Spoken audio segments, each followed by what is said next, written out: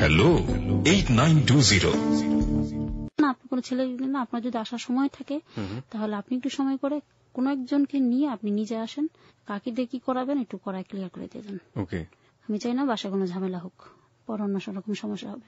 এটা বলাতে চলে আসে। 2 থেকে 3 ঘন্টা পরে, 2-3 ঘন্টা আমার প্রচন্ড ব্লিডিং হয়েছে, আমি ব্যথা সহ্য করতেছি। তারপরে আমাকে অবশ করার জন্য ইঞ্জেকশন দিল, স্লাইন দিল, এবং আমার একটু ব্লিডিং হওয়াতে আমার রক্ত ছিল না শরীরে, তো ওরা আমার রক্ত দেওয়ার ব্যবস্থা করলো। আমাকে জিজ্ঞেস করলো যে রক্তের গ্রুপ কি। তখন আমি বললাম, মানে আমি কিছু বলতে চাচ্ছি না, আমার মরে যাই আমি তাও ভালো, বলবো না কিছু। আমার রক্তের গ্রুপটা পরীক্ষা করলো, করে খুব দ্রুতই মানে আশেপাশ থেকে করানোর চেষ্টা করলো, দিনের বেলা তো করে আমাকে সন্ধ্যার মাগরিবের আজান দিতেছে ওই রকম সময় ওয়াশ করানোর চেষ্টা করলো। বলতেছে কি যে অবস্থা তো খুব খারাপ হয়ে গেছে, এই মুহূর্তে এই অবস্থা ওয়াশ করতে গেলে অন্যরকম হয়ে যাবে। তো আমি এক কাজ করি, আমি একটু ক্লিনিকে যাই, আরো কিছু ভারী জিনিসপত্র লাগবে, আর যদি ক্লিনিকে নিতে পারতাম তাহলে মানে বেটার হতো। তোরা বলছে এই অবস্থা তোকে ক্লিনিকে গেলে আমাদের একটু ঝামেলা হবে, একটু অন্য সমস্যা আছে। বলছে আপনার যে সমস্যাগুলো পুরাটা শরীরে ওরা অবশ করে ফেলি, ক্লিনিক থেকেও ক্লিয়ার করে ওকে আবার এখানে নিয়ে আসবো। আমি শুধু কানে একটু শুনতে পেলাম। তার কিছুক্ষণ পরে ওরা আমাকে 3-4টা ইঞ্জেকশন দিল। কোথায় নিয়ে গেছে, কি হয়েছে কিচ্ছু আমি জানি না, শুধু এটুকু উপলব্ধি করতে পারি যে আমার শরীরে 2-3টা সেলাই লাগে। সেলাইটা মানে কি এরকম একটা সেলাই যে হয়তো ওরা নর্মালি ভাবে মানে ওয়াশ করানোর চেষ্টা করছিল, বাট হয়নি, মানে খুব পরিস্থিতি অন্যরকম হয়ে গেছিল। তারপরে ওইখান থেকে আসার পরে আমি প্রায় 10-12 দিন খুব অসুস্থ ছিলাম, কিন্তু ওরা এই অসুস্থতাটা কি মানে ওরা একটা বড় আকারে ফায়দা তুলে নিল আমার নিয়ে। তারপরে ওরা আমাকে ওইখানে আবার সে আগের মতন কন্টিনিউ শুরু হয়ে গেল, ইঞ্জেকশন দেওয়া শুরু হয়ে গেল। আমি যে অসুস্থ তাতে তাদের কোনো প্রবলেমই মনে হচ্ছে না। মোট কথা আমি একটা ওদের কাছে কুকুর হয়ে গেছি, যে আমি যেভাবে হোক না কেন আমাকে ওই লোকদের সাথে থাকতেই হবে, আমি বাঁচি কি মরি তাদের কিছু আসে যায় না। তারপরে ওইখান থেকে ওরা আমাকে কিছুদিন পর ওইখানে গেলে একটা মেয়ের সাথে তখন আমার কথা হলো। ওরা বলতেছে কি দেখো এইভাবে আর কতদিন, তোমাকে এতদিন রাখছে, এখন তোমাকে বাইরে নিয়ে যাবে। একটা মেয়ে পাঠাইলো আমাকে রেডি করানোর জন্য। তো আমাকে রেডি করাইছে, আর আমার পারতেছি না, আমার পা একদিকে ফেলতেছি তার একদিকে চলে যাচ্ছে। তো একদম বাসার সামনে ওদের নিজেদের গাড়ি ছিল, গাড়িতে উঠালো। আমি তখন চিলাচিলিও করলাম না, কিছুই করলাম না, অথচ এর আগে কিন্তু আমি পালানোর জন্য অনেক চেষ্টা করছি, যে আমি একটু বেরোতে পারলে চিল্লাবো, কিন্তু আমার কোনো শক্তি ছিল না শরীরে, কোনো বোধ ছিল না। ওই অবস্থা নিয়ে আমাকে কারণ বাজারের পিছনে এখানে একটা হোটেল আছে, আবাসিক হোটেল, এখানে আমাকে দিয়ে যায় ওই মেয়েদের সাথে। এখানে আশেপাশে অনেকগুলো হোটেল ছিল, মানে সকালে দিয়ে যেত 9টা-10টার দিকে, সারাদিন থাকতাম, সারা রাতও থাকতাম, পরের দিন সকালে এসে নিয়ে যেত। প্রিয় শ্রোতা, এই আবাসিক হোটেলে তার সাথে কি আচরণ করা হতো এবং আবাসিক হোটেল সম্পর্কে আমরা মোটামুটি একটু ধারণা পাই। এই ধরনের আবাসিক হোটেল সম্পর্কে আমরা সেটা জানবো।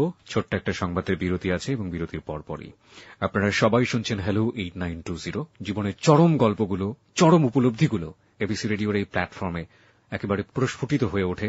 এখানে সবকিছু মানে একেবারে আলোর মতো বিচ্ছুরিত হয় এবং সেই আলো কারো কারো চোখ ধাঁধিয়ে দেয়, কারো কারো বিবেককে ধাঁধিয়ে দেয়, কারো কারো অন্তরকে ঝলসে দেয়।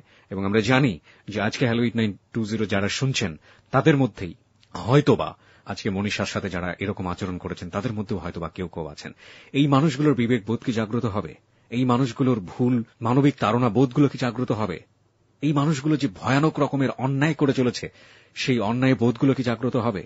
এরাও তো সমাজের মানুষ। রবীন্দ্রনাথের একটা খুব সুন্দর কথা আছে, যাকে তুমি পেছনে ফেলছো সেই সব পেছনে ফেলা মানুষদেরকে পেছনে ফেলে তুমি সামনের দিকে যেতে পারবে না, কারণ ওরা পেছন থেকে তোমাকে ধরে ধরে টানছে। আমরা তাদের জন্য একটি প্ল্যাটফর্ম করতে চাই এবং তাদের জন্য আমরা একটা প্ল্যাটফর্ম করেছি। সেটা হচ্ছে জীবনে আপনি মানুষ ভুল শুদ্ধ মিলিয়েই মানুষ, হয়তো জীবনের কোন একটি পর্যায়ে আপনি বড় ভুল করে ফেলেছেন এবং যে সময় আপনি ভুল করছেন সে সময় আপনার ভেতরে আপনার বিবেকটা ঘুমিয়ে থাকে। আমরা বিশ্বাস করি এই ঘুমন্ত বিবেক যদি জেগে যায় তাহলে পৃথিবীর কেউ যদি আপনাকে ধরতে না পারে, পৃথিবীর কেউ যদি আপনাকে সাজা দিতে না পারে, তাহলে এই বিবেক প্রতি মুহূর্তেই আপনাকে বলে যাচ্ছে তুমি একজন অমানুষ, তুমি একজন পাপী, তুমি একজন অন্যায়কারী, তুমি ধ্বংস করেছো একটা মানুষের জীবন। প্রতি মুহূর্তেই সে আপনাকে সাজা দিয়ে যাচ্ছে। সেই বিবেকের তাড়না বোধ থেকে আপনি যদি কখনো মনে করেন যে আপনি যে অপরাধ করেছেন বা আপনি যে ভুল করেছেন সেটা আপনি স্বীকার করতে চান, তাহলে এবিসি রেডিও আরেকটা প্ল্যাটফর্ম আপনার জন্য করেছে। সেটা হচ্ছে যাহা বলিব সত্য বলিব। প্রতি রবিবার রাত 11:20 এই অনুষ্ঠানে এসে আপনি আপনার জীবনের অপরাধ বোধ, আপনি আপনার জীবনের ভুল করা কথাগুলো অকপটে স্বীকার করতে পারেন, সত্যের আলোয় নিজেকে মেলে ধরতে পারেন। আমাদের এই অনুষ্ঠানের মোটো হচ্ছে, উদ্দেশ্য হচ্ছে আপনার ভুল কিভাবে হয়েছে সেই কথা শোনার পরে এই ভুলটি হতে পারত, এরকম হাজারো মানুষ এই ভুল পথে পা বাড়াবে না। এবং একই সাথে আপনার মতো ভুলের মধ্যে যারা রয়েছেন তারা আপনার ভুলের ফসল হিসেবে আপনি কি পাচ্ছেন প্রতিনিয়ত এটা জানার পরে ওই ভুল পথ থেকে সরে আসবে। এই উদ্দেশ্য সামনে রেখেই আমরা বলতে পারি যে মাদার অনুষ্ঠান হচ্ছে আমাদের হ্যালো 8920, সেটার সন্তান বা সেটার ফসল হচ্ছে আমাদের যাহা বলিব সত্য বলিব। আমরা একটি নতুন প্ল্যাটফর্ম আপনাদেরকে উপহার দিয়েছি এবং সেই প্ল্যাটফর্মে এসে আপনি আপনার জীবনের ঘটে যাওয়া ভুলগুলো তুলে ধরতে পারেন, মেলে ধরতে পারেন। আপনারা গত পর্বে এরকম একটা অনুষ্ঠান শুনেছেন যেখানে মাহি এসেছিল, মাহি এসে তার জীবনের চরম ভুলের কথা সে স্বীকার করে গেছে এবং মাহি যে শাস্তি পাচ্ছে আমরা বিশ্বাস করি মাহির মতো যারা জন্ম হতে পারত তারা এই অনুষ্ঠানটি শোনার পরে হলেও একবার এই প্রশ্নটা নিজেকে করবেন যে মাহির মতো ভবিষ্যৎকে তারা বেছে নেবেন কিনা। আমরা ছোট্ট একটা বিরতি নিচ্ছি, বিরতির পরেই আমরা মনীষার জীবনের বাকি জীবনের গল্পে ফিরে আসব। আপনারা যদি আমাদের এই অনুষ্ঠানে অংশগ্রহণ করতে চান, খুবই সংক্ষিপ্ত দুটো নিয়ম বলে দিই। একটি হচ্ছে ফোন নাম্বার, ফোন করতে পারেন 91156668। আমি আবারও বলছি 91156668। ফোন করুন, ফোন করার পর আপনার নাম এবং আপনার সেল নাম্বারটি ধীরে ধীরে স্পষ্ট করে বলবেন আপনি এই অনুষ্ঠানে আসতে চান, আপনার জীবনের এই বিষয়ের গল্পগুলো আপনি বলতে চান। আরেকটি পদ্ধতি হচ্ছে ফেসবুক, আপনি ফেসবুকে আসতে পারেন। আমাদের ফেসবুকের ঠিকানা facebook.com/hello8920। আমি আবারও বলছি facebook.com/HELLO8920। ওখানে যাবেন, যাওয়ার পরে আপনি লাইক দেবেন, লাইক দেবার সঙ্গে সঙ্গে আপনি হ্যালো 8920 মেম্বার হয়ে যাবেন। আজকে অনেকেই আমাদের মনীষার ছবি দেখতে চাচ্ছেন। আমরা আমাদের গল্পের প্রয়োজনে মনীষার কাছ থেকে শেষের দিকে গিয়ে আরেকবার অনুমতি নিব এবং অনুমতি নেবার পরে মনীষা যদি ছবিটা দিতে চান এবং মনীষা কিভাবে ছবিটা দিতে চান সেটা যদি বলেন তাহলে অবশ্যই আমরা মনীষার ছবিটি আমরা আমাদের ফেসবুকে দিয়ে দিব। আমাদের সঙ্গে থাকার জন্য ধন্যবাদ। সংবাদের পরেই ফিরছি। হ্যালো 8920। প্রিয় শ্রোতা, সংবাদের বিরতির পর আরো একবার স্বাগত জানাচ্ছি আপনার প্রিয় হ্যালো 8920-তে। হ্যালো 8920 জীবনের কথা বলে, জীবনের বিভিন্ন রং, আপনার জীবনে ঘটে যাওয়া বিভিন্ন ঘটনা এখানে এসে তুলে ধরতে পারেন। আমরা আসলে ধন্যবাদ দিয়ে ছোট করতে চাই না আপনাদের, কারণ আমরা অন্তরের অন্তঃস্থল থেকে ধন্যবাদ বলে একটা শব্দ আছে সেটা আসলে অনুভব করতে পারি এখন। আমরা এত বেশি ধন্যবাদ আপনাদেরকে দিতে চাই, এত বেশি কৃতজ্ঞতা আপনাদের কাছে প্রকাশ করতে চাই যে আপনারা এই প্ল্যাটফর্মটিকে এত বেশি ভালোবেসে ফেলেছেন। জীবনের চরম সত্য কথাগুলো, জীবনের চরম দুঃখবোধের কথাগুলো, জীবনের চরম আনন্দের কথাগুলো এমনও মানুষ আমরা পেয়েছি, এমনও বন্ধু আমরা পেয়েছি যে কারোর কাছে বলেননি, কেউ জানে না, শুধুমাত্র হ্যালো 8920-তে এসেছেন মনের কথাগুলো একটু খুলে বলার জন্য। তার বিনিময়ে কিচ্ছু চান না, নিজের নামটা পর্যন্ত প্রকাশ করতে চান না, কোনো লাভ নেই, কেউ এখানে সেলিব্রিটি হতে আসতে চান না, শুধুমাত্র মন খুলে একটু মনের কথাগুলো বলতে চায় লাখো মানুষের কাছে। আমরা এই বোধটাকে হ্যাটস অফ, আমরা শ্রদ্ধা জানাই, আমরা সালাম করি, আমরা অনেক অনেক ভালোবাসি এই বোধটাকে এবং আপনাদেরকে অনেক অনেক ধন্যবাদ জানাতে চাই, বিশেষ করে মনীষাকে ধন্যবাদ জানাতে চাই যে জীবনের এই যে চরম সত্যগুলো, এত বড় পেইনগুলো তিনি লাখো মানুষের কাছে আজকে অকপটে তুলে ধরতে চেয়েছেন। এবং আমরা মনীষার গল্পের রাত 1টার পরের অংশে রয়েছি এবং প্রিয় শ্রোতা আপনিও আসতে পারেন আপনার জীবনের গল্প বলার জন্য। সেজন্য আপনাকে যেটা করতে হবে, আমাদের ফোন নাম্বার রয়েছে 91156668 91156668। প্রথমে ফোন করুন, ফোন করার পর নাম এবং আপনার সেল নাম্বার স্পষ্ট করে বলুন, বলার পরে বলুন আপনি যে গল্পটি বলতে চান, খুব সংক্ষিপ্ত করে 2 মিনিটের মধ্যে বলবেন আপনার সঙ্গে যোগাযোগ করতে। এবং যারা ইতিমধ্যে বেশ কয়েকবার যোগাযোগ করেছেন হতাশ হবেন না, আপনারা চেষ্টা চালিয়ে যান, কারণ লাখো মানুষ এখানে ফোন করেন এবং সেই সব মানুষদের মধ্য থেকে যারা অত্যন্ত ভাগ্যবান তারা নিশ্চয়ই এখানে বসেন এবং যারা চেষ্টা করে পান না তাদের প্রতি আমাদের যথেষ্ট শ্রদ্ধাবোধ রয়েছে। আমরা চেষ্টা করে যাচ্ছি, আপনাদের কাছেও আমরা খুব দ্রুত পৌঁছাবো ইনশাআল্লাহ। আরেকটি পদ্ধতি রয়েছে, আপনারা নিশ্চয়ই জানেন, ফেসবুক। ফেসবুক হচ্ছে আমাদের আলোচনার একেবারে কেন্দ্রবিন্দু হ্যালো 8920। যারা এখন পর্যন্ত ফেসবুকে আসেননি তাদের সবাইকে আমরা রিকোয়েস্ট করছি আমাদের এই পেজটিতে চলে আসবার জন্য।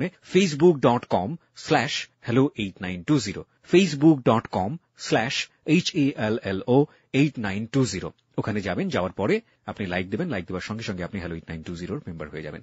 এবং আমরা আশা করছি আজকের গল্পের কোনো একটা পর্যায়ে একেবারে শেষের দিকে হলেও মনীষার কাছ থেকে আমরা অনুমতি চাইব তার ছবি ফেসবুকে প্রকাশ করা যায় কিনা। মনীষা যদি একেবারে স্বাচ্ছন্দ্যে অনুমতি দেন এবং তাহলে মনীষা যেভাবে চান আমরা সেভাবেই তার ছবিটা প্রকাশ করব। সুতরাং সেই অর্থে আপনি সঙ্গে থাকুন আমাদের, হয়তো শেষ পর্যায়ে আপনি মনীষাকে দেখতেও পেতে পারেন। এবং আমরা বিশ্বাস করি মনীষার ছবি দেখার পরে অনেকের কাছে চপেটাঘাত হবে, যারা মনীষার সাথে ব্যবহারটা করেছেন তারাও হয়তো ফেসবুকে ছবিটা দেখবেন। ওকে, চলুন আমরা গল্পে ফিরে যাই। মনীষা, আপনি যে জায়গাটায় ছিলেন সেখান থেকে শুরু করুন। আবার আপনাকে হোটেলে রেখে আসতো, আপনি একটু আগে হোটেলের কথা বলছিলেন, এই সময়টাতে আপনার সাথে কি হতো, কি দেখলেন আপনি ওখানে, আপনার জীবনের আরেকটি অধ্যায়?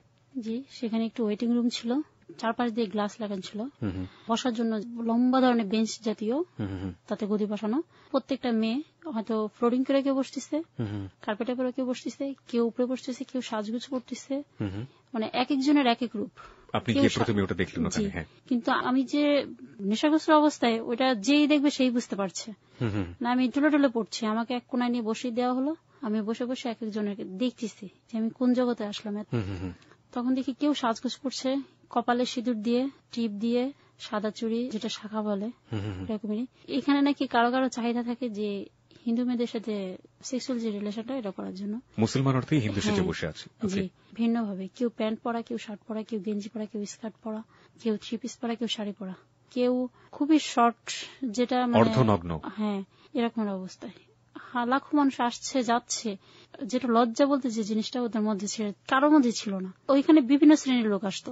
এক কথা বলতে রিক্সা চালক থেকে শুরু করে উচ্চ শিক্ষিত লোক পর্যন্ত, খুব ভদ্রলোক পর্যন্ত এখানে আসতো।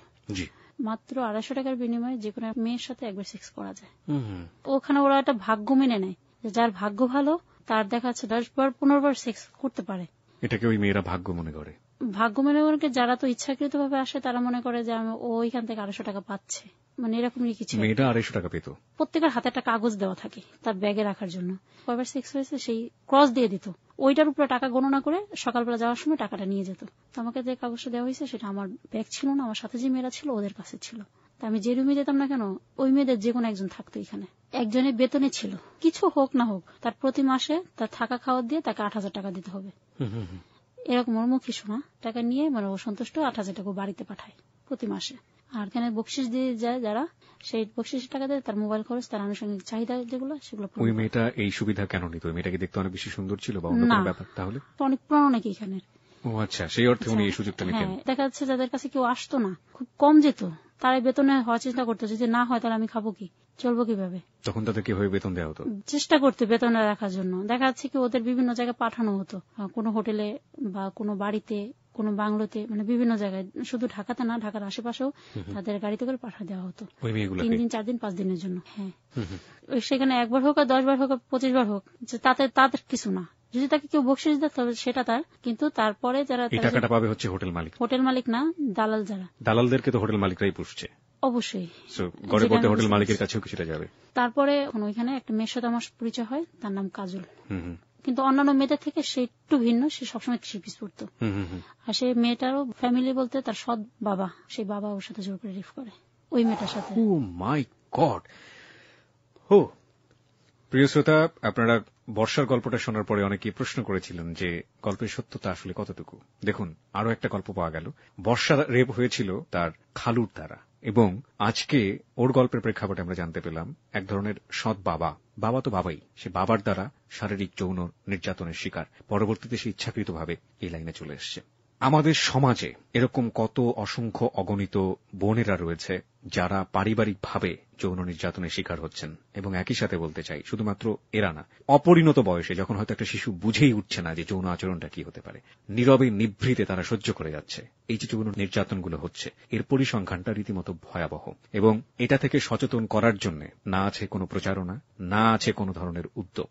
নীরবে নিভৃতেই এগুলোকে অনেকেই মেনে নিচ্ছেন, সমাজের পরিবারের কর্তারা মেনে নিচ্ছেন, কিন্তু এটা যে মানসিক বিকাশে, মানুষ হবার ক্ষেত্রে কতটা ভয়াবহ বাধাগ্রস্ত হতে পারে এবং সমাজকে কতটা নোংরা বানাতে পারে তার ফসল কিন্তু আমরা দেখেছি। আজকেও তেমন একটা গল্পের মুখোমুখি হয়েছি আমরা জানি না এর শেষটা কোথায়, এবং শেষ পর্যন্ত আমরা কোন অশুভ শক্তির মুখোমুখি হচ্ছি, নাকি আমাদেরকে পুরোপুরি উল্টা একটা এনভায়রনমেন্টের মুখোমুখি করিয়ে দেবে আমরা জানি না। আমরা আবারও ফিরতে চাই মনীষার কাছে। তারপর আমি মনে করতাম কি যে আমি যেরকম আসছি এই সব মেয়েরাই মনে এইভাবেই আসছে, প্রত্যেকেরই মোটা না মোটা, না মানে কারো না কারো একটা মাধ্যমে সে একবার মানে স্বইচ্ছায় কোনোভাবে আসেনি যাওয়াতে। হ্যাঁ, স্বইচ্ছাও কিছু আছে।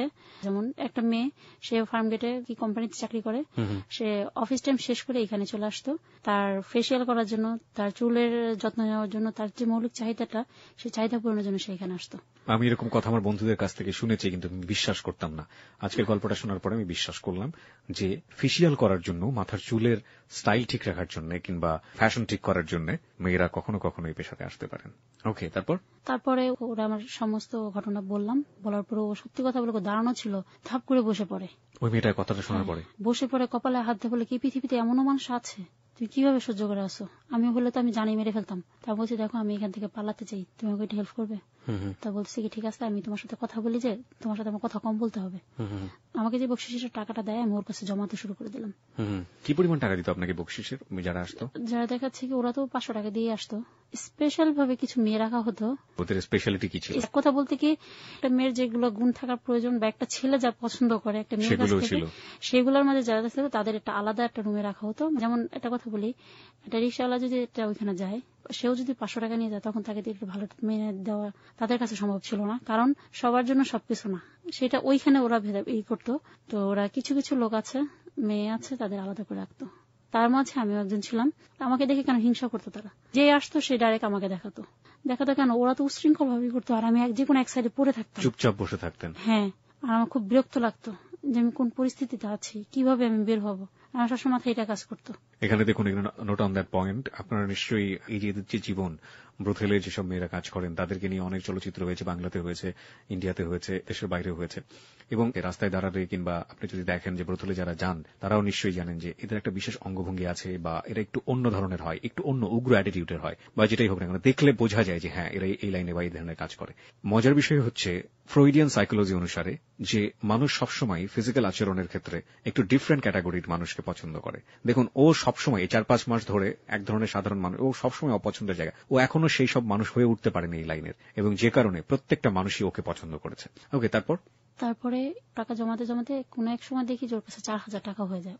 এখন কি করবো বলো? আমি তুমি একটা ফোন কিনবে, একটা সিম কিনবে, তো আমাকে একটা সিম কিনে দিল। তারপরে ওইখানেই একটা ছেলের সাথে পরিচয় হয়। মানে সেই ছেলেটাও আসতো আপনার কাছে? সে এই লাইনে ফার্স্ট আসছে, প্রথম আপনার সঙ্গে দেখা। আসার পরে অন্য একটা মেয়ের সাথে তার রিলেশন হয়।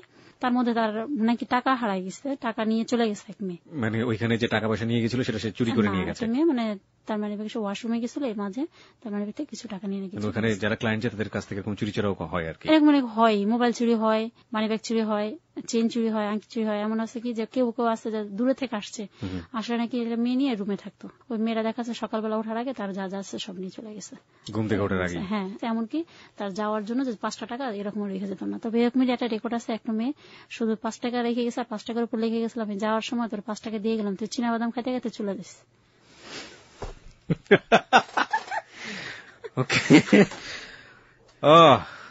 জীবন আসলে নাটকের চেয়ে অনেক অনেক বেশি নাটকীয়। এই সময় আপনি হাসবেন না কাঁদবেন বলেন, আপনি সিদ্ধান্ত নিন। উই আর লাফিং। তারপরে আমি যে এক সাইডে বসে আছি, ও রুমে ঢুকছে, এতগুলো মানুষ এসেছে, খুব সুন্দর সুন্দর মেয়ে ছিল, কিন্তু কেন জানি না ও চোখ ছিল আমার দিকে, বারবার আমার দিকে চেহারা দেখানোর চেষ্টা করতেছে। তো একটা মেয়ে বলতেছে দেখো তোমার কি যেন রাখতেছে। তো আমি না একটু আর চোখে দরজার দিকে তাকালাম, যে আমাকে কেন দেখবে, পৃথিবীর কে মানুষ নেই যে আসে সে আমাকে দেখতে হবে? ওই লোকটা এসে বললো যে তোমার সাথে যেতে হবে। তো আমি যেতে পারতেছিলাম না, কেন যেন আমার মনে হচ্ছে আমার পায়ে পায়ে বাড়ি খাচ্ছিল, আর আমি খুব অসুস্থ ফিল করতেছিলাম। তারপরে আমাকে ওই ধরে নিয়ে গেল, ধরে নিয়ে একটা রুমে দিয়ে আসলো গেট পর্যন্ত। আমি যার কথা বলবো তার নাম আরেকটি, নামটি আপনি প্রকাশ করতে চাচ্ছেন না? না। ওকে, হ্যাঁ, তাকে আমি তারিফ বলেই ডাকি। তারিফ বলে আপনি ডাকেন? ওকে। তারিফ আমাকে রুমে ডাকে, বসায় বলতেছে কি যে দেখো আমি এইখানে আসছি, আসার তোমার আশাকে আমি অন্য একটা মেয়ের সাথে আমার সেক্সুয়াল সম্পর্ক হয়, আমি তারপর তোমার সাথে আমি দ্বিতীয়বার করতে যাচ্ছি, এখন তোমার ইচ্ছা কি? তখন আমি বললাম যে এখানে তো আসেই সবাই এক চিন্তাই, তা আমার ইচ্ছা আর অনিচ্ছার কোনো মূল্য নেই, প্রশ্নের কোনো মূল্য নেই। হ্যাঁ। তো বলতেছে তুমি ফোন ইউজ করো।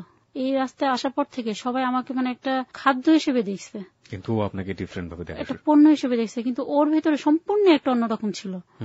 ও মানে জোড়াজুড়ি মারামারি বা একটা উচ্ছৃঙ্খল ভাব ওর ভেতরে কিছু ছিল না। বাট ওদিন ওর সাথে আমার সেক্সুয়াল রিলেশন হয়। ফার্স্ট হওয়ার পরে আমার বলে কি যে তোমার সাথে আমি এই রাতটা থাকতে চাই, তুমি কি ইচ্ছা তোমার আছে? তো আমি আমার ইচ্ছা আর অনিচ্ছা এখানে আগেও কিছু ছিল না, এখন নেই। তো বলতেছে কি যে ঠিক আছে। তারপরে ওর সাথে আমার আর কোনো সম্পর্ক হয় নাই। ওই অবস্থা ও শুয়েছিল, আমি শুয়েছিলাম। কেন জানি আমি মনে হলাম বহুত দিন পরে খুব শান্তির সাথে একটু ঘুমাইতে পারছি। আমি খুব আরামে ঘুমাইছি। আমি যখন শুয়েছিলাম আমি না ব্যথা উপলব্ধি করছি, এবং সাথে সাথে মানে একটা আওয়াজ হয়েছিল আমার মুখ থেকে। ও আমাকে ওই অবস্থায় ওইখানেই আমার হাত পা টিপে দিচ্ছে। তারপরে আমি যে কখন ঘুমাই গেছি আমি নিজেও জানি না। তারপর ঘুম থেকে ওঠার পরে সকালে ওই আমাকে ডাক দিচ্ছে, আমি তো চলে যাবো, তুমি উঠবে এখন? তা আমি বলছি তখন আমাকে একটু অন্যরকম লাগলো, যেরকম মানুষ আমি কখনো দেখিনি, যে আমাকে হয়তো 1500 টাকা বা 2000 টাকা দিয়ে সেই রুমটা ভাড়া নিয়ে সেই রুমের মধ্যে ছিল, এবং এই রুমের মধ্যে থাকা অবস্থায় সে আমাকে উল্টো তার হাত পা টিপার কথা আপনার, এবং সে আপনার হাত পা টিপে দিল, সে আমাকে হাত পা টিপে দিল। সম্পূর্ণ ভিন্ন রূপ, সে আমার সাথে জোড়াজুড়ি না, কোনো বকা না, কিছু না, খুব স্বাভাবিক। তারপর ও বললো কি ফোন নাম্বারটা দিয়ে গেল, তুমি যে কোনো সময় ফোন দিতে পারো, সমস্যা নেই। তারপর চলে যায়। আমার ইচ্ছে ছিল যে আমি ওর হাত ধরে বের হওয়ার চেষ্টা করবো। কাজলের সাথে আমি কথাবার্তা বললাম, তো ফোন দিয়ে আমি একজনকে ফোন দিলাম, আমার পূর্ব পরিচিত, বলতেছি কি যে আমি তো এই জায়গা থেকে বের হতে চাই, আমাকে একটু হেল্প করবেন। তো একদিন চুরি করে বের হওয়া, যেটা ওই কাজলের বোরকা ছিল, তো পরে ও আমাকে এখান থেকে বের করে দিল, সিএনজি নিয়ে দিল, ডাইরেক্ট এখান থেকে আমরা চলে গেলাম। এখান থেকে এই যে ফার্স্ট বের হতে পারলাম। কতদিন পরের ঘটনা এটা, মানে এই জীবনের? ওই ঘটনা 8 মাস চলতেছে তখন। 8 মাস, 8 বছর, 8 যুগ। 8 যুগ বললে মানে আমার 8 জন্ম হয়ে গেছিল এটা আমার জন্য, যেটা। জি। তারপরে ওখান থেকে ওর সাথে আমি মাস্কটটার দেখা করলাম। ওর নাম হয়েছে তারিফ, বলছিলেন আপনি? না, তারিফ না। তাহলে এটা অন্য একটা নাম্বার, রং নাম্বার, অনেক আগের কথা এটা। আচ্ছা। রং নাম্বারে অনেক আগে ফোন দিয়েছিলাম, যখন আমি ফার্স্ট নড়াল ছিলাম তখন। আপনার কি বাসার কোন নাম্বার আপনার মনে ছিল না?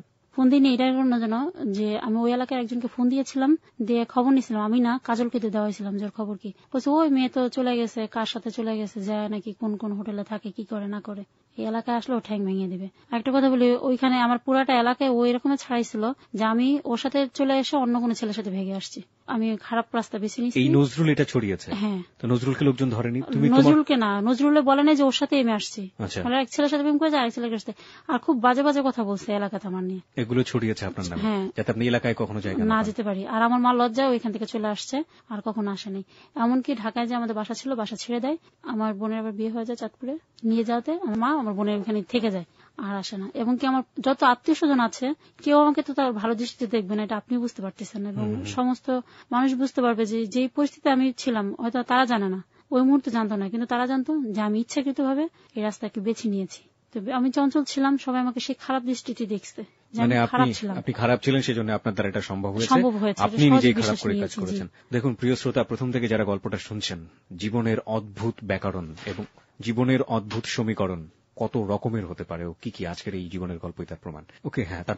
তারপরে ও আমাকে বলল যে ঠিক আছে, ওর নাম ফয়সাল। আপনি তো ইন্টারমিডিয়েট পরীক্ষাও দিতে পারেননি? হ্যাঁ, পরীক্ষা দিয়েছিলাম। পাশ করেছিলেন? হ্যাঁ, পাশ করেছিলেন। জি। আচ্ছা। ওটা তো আমি পেয়েছি। তো উত্তরা থেকে আমাকে আসলে নিয়ে গেল, আসলে বাসস্ট্যান্ড থেকে 3 কিলো ভিতরে একটি জায়গা, ওইখানে একটা গার্মেন্টসে কথা বললো, গার্মেন্টসে চাকরি করে দেয়। কাজল আর আমি একসাথে বের হয়ে আসি। আমি যখন চলে আসি, আসার পরে সত্যি কথা বলতে ওইখানে আমাকে অনেক অনেক কিছু গিফট করে, মানে স্বর্ণের কিছু অলংকার গিফট করে। আর কাজল আমাকে হেল্প করে এইটুকুই যে ওইখানে আসার পরে কিছু কিছু লোকের কাছ থেকে, এটা আমি মিথ্যা বলবো না, যেটা সত্যি বলবো, সমস্ত ঘটনা সত্যি বলছি। আর একটা সত্যি বলি, মানে আমাকে দিয়ে একজনকে ফোন দেওয়া হয়েছিল, মিথ্যা ফোন, মানে তাকে বলাতে আমি বলছি দেখেন আমি এটা বিপদে পড়ছি, এরকম আমার কিছু টাকা লাগবে।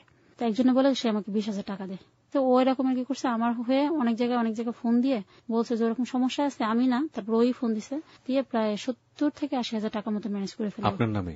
হ্যাঁ, মানে সবাই আমাকে দেওয়ার চেষ্টা করছে। কিসের জন্য? যে পরবর্তীতে আমি বাসা নিলে হয়তো ওরা ভাবছিল যে আমি বাসায় 6 করতে পারবো দিনে, এটা চিন্তা করছিল। মানে ক্লায়েন্টগুলোকে আপনার হাতে রাখতেন। উদ্দেশ্য আরেকটা ছিল যে আমি টাকাগুলো নিয়ে আমরা কিছু একটা করি, কিছু একটা করলে নিজে অন্তত চাকরি বাকরি। মানে আপনার সঙ্গে?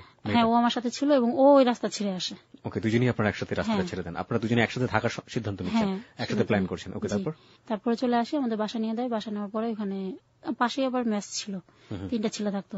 ওই ছেলেরা একটু মানে আর দৃষ্টিতে তাকায়। কোথায় বাসা নিলেন? আসলে ওকে। তারপরে ওখান থেকে যখন দেখতেছি আমি পারতেছি না, তখন ওই ছেলের আবার ফোন দিলাম যে অবস্থা, এই ব্যাপার, আমরা তো এখানে থাকতে পারতেছি না। তো বলতেছে ঠিক আছে, আমি এক কাজ করি, আমি 2 রুমের একটা ফ্ল্যাট নেই, আমরা স্বামী স্ত্রী পরিচয় দিয়ে থাকবো, ফার্স্ট এটা দিয়ে উঠতে হবে। তো উঠলাম, কাজল আর আমি ফার্স্টে বাসা উঠলাম। বাসা উঠার পর টুকিটাকি ফার্নিচার যেটা, সেটা আমাদের টাকা দিয়ে আমরা কিনলাম। স্বামী স্ত্রী পরিচয় দিয়ে থাকি প্রায় 3 মাস, কিন্তু ওর মতন এক রুমে, কাজল আর আমি এক রুমে। আমাকে একটু বলেন যে ছেলেটা কোন ছেলেটা, এটা আমরা একটু আরেকবার রিমাইন্ড করতে চাই। এর নাম ফয়সাল। এর সাথে আমার পরিচয় হয়েছিল যখন আমি নজরুলের সাথে আসি, তারও আগে ফোনে একদিন আমার সাথে রং নাম্বারে কথা হয়েছিল। আচ্ছা, এই পার্টটা আমরা প্রথম থেকে জানতাম না, যে কারণে আমাদের ইনকোয়ারিটা একটু বেশি। তো ওই ছেলেটা কি ঢাকাতেই থাকতো? মানে আপনার গার্মেন্টসে কাজ পাইয়ে দিল এই ছেলেটাই?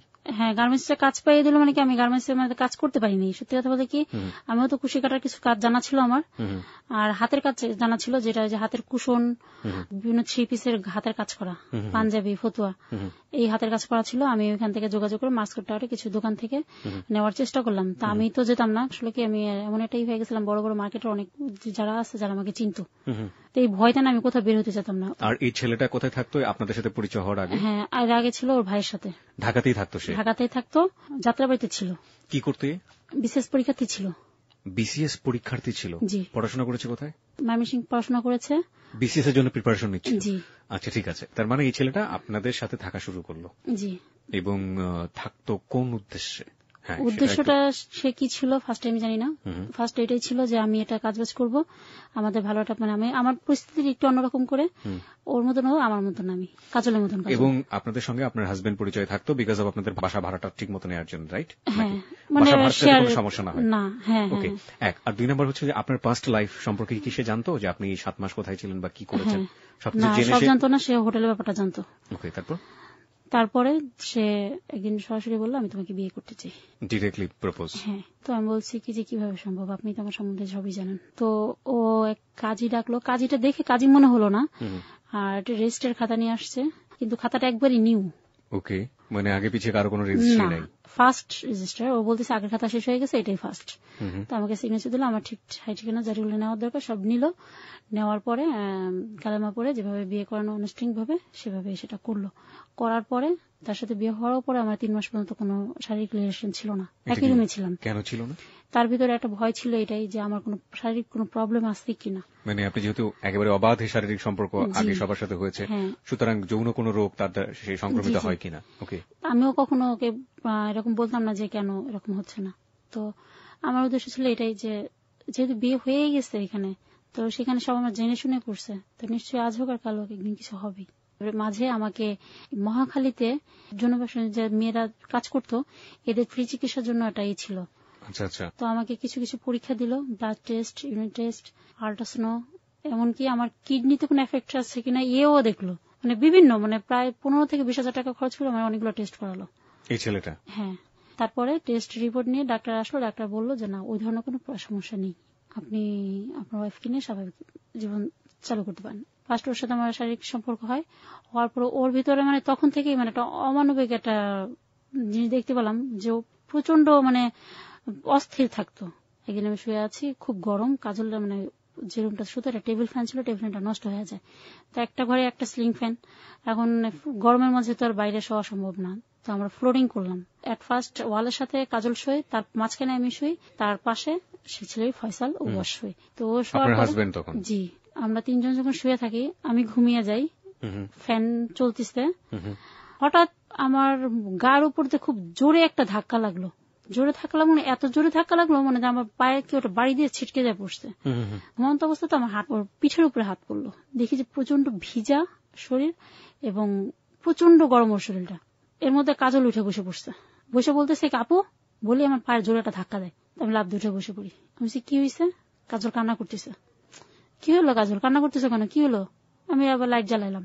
উঠে লাইট জ্বালানোর পরে দেখি ও বলছে কি ব্যাপার, তোমার শরীরে এরকম ঘামা কেন, ভিজা কেন, তোমার শরীরকে জ্বর আসছে?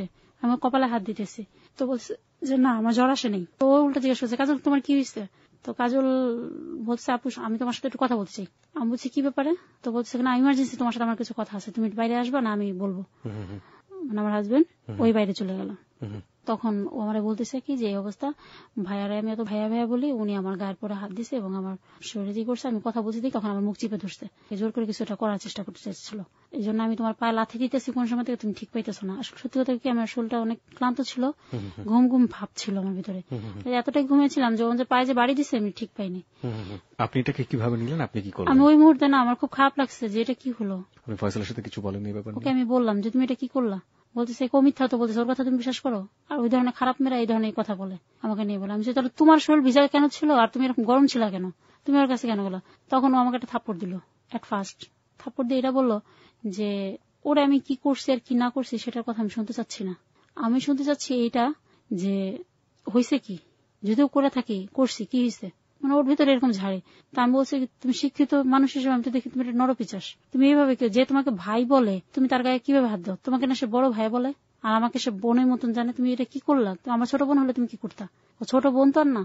এটা বলে আমার সাথে প্রায় এক কথা কাটাকাটি হয়। আমার খুব খারাপ লাগে এটাই যে আমার সাথে সম্পর্ক, মানে ও যে ওই খারাপ সম্পর্কটা ওই মেয়েটাই ওকে ওই দৃষ্টিতেই দেখছে, ওকে বোনের দৃষ্টিতেও দেখতে পারেনি।